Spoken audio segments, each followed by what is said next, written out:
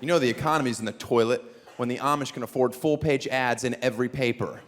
Apparently, butter is recession-proof.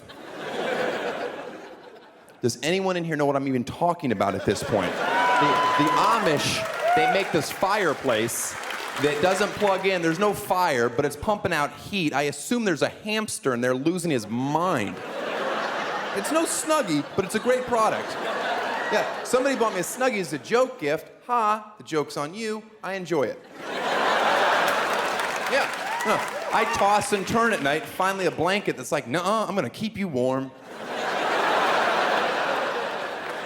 It's like having a small child with polio keep you in a full Nelson. The perfect pressure. What upset me about the gift is that's all I received was one sage green Snuggie.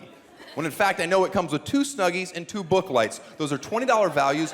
Where the hell is the rest of my gift? Yeah. You have until Christmas or I'm coming to your house and ripping 3/4 of your fat head off your wall.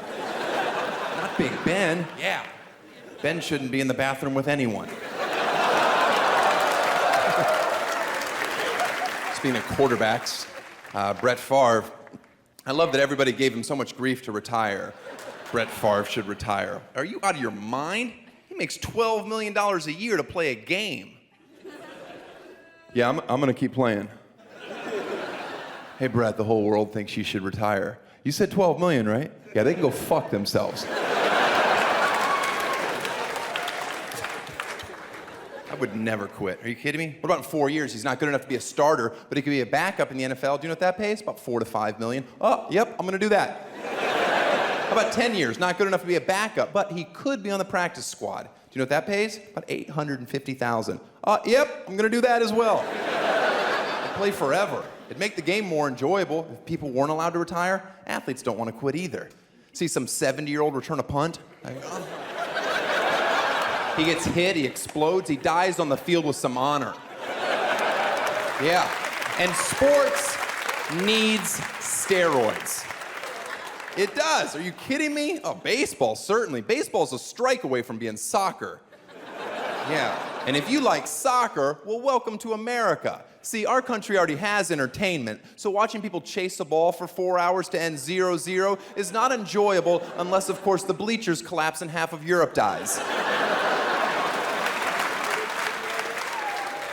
Baseball. Nobody wants to watch a pitching battle either. Let's hit the ball deep.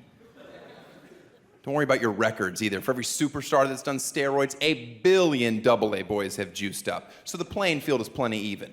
We'll put an asterisk next to Barry Bonds' name, sure. As soon as we put one next to Babe Ruth's name. Getting to break records before black people were allowed to play? Excuse me? Where is that asterisk? Why don't people talk about that? Oh, I'd love to know how many homers the Babe would have hit had Cece been throwing him 92-mile-an-hour sliders.